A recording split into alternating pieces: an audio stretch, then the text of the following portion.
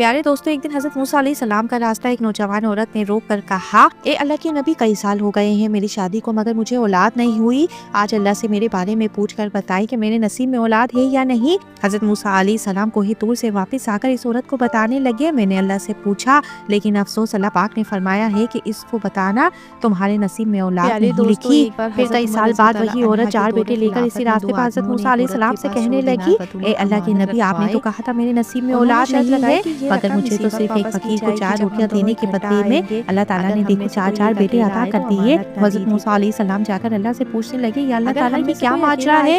آپ نے تو فرمایا تھا کہ اس عورت کے نصیب میں اولاد ہی نہیں۔ اللہ تعالیٰ نے فرمایا، موسیٰ چھوڑو اس بات کو، اس سوال کا جواب تمہیں بعد میں ملے گا، پہلے مجھے انسان کا گوشت لا کر دو۔ حضرت موسیٰ علیہ السلام واپس آ کر لوگوں سے گوشت مانگ کر تھک گئے مگر کوئی بھی گوشت دینے کو تیار نہ ہوا۔ حضرت موسیٰ علیہ السلام مایوس ہو کر بستی سے واپس جانے لگے تو اسی راستے میں ایک فقیر ملا۔ فقیر کے پوچھنے پر حضرت موسیٰ علیہ السلام کہنے لگے، اللہ کو انسان کا گوشت چاہیے مگر کوئی دینے کو تیار نہیں ہو رہا۔ اس فقیر نے کہا، بس اتنی سی بات، میں اللہ کے لیے جان بھی دے سکتا ہوں، یہ گوشت کیا چیز ہے؟ پھر اس فقیر نے اپنے جسم کے ہر حصے کا گوشت کاٹ کر حضرت موسیٰ علیہ السلام کو دے دیا۔ حضرت موسیٰ علیہ السلام کوہ طور پر چڑھے اور اللہ سے ہم کلام ہوئے تو اللہ پاک نے فرمایا، موسیٰ یہ وہی فقیر ہے جس نے اس عورت کو دعا دی تھی اور میں نے پھر کسی اور کے نصیب کی اولاد اسے عطا فرما دی، ورنہ گوشت تو تمہارے پاس بھی ہے، لیکن اس فقیر نے ہی اپنے جسم سے گوشت کاٹ کر دیا۔ موسیٰ جو ہماری راہ میں خود کو قربان کرنے کے لیے تیار رہتے ہیں، پھر ہم بھی ان کی کوئی بات نہیں ڈالتے۔ ویڈیو اچھی لگی ہے تو ویڈیو کو لائک شیئر سبسکرائب کیجیے۔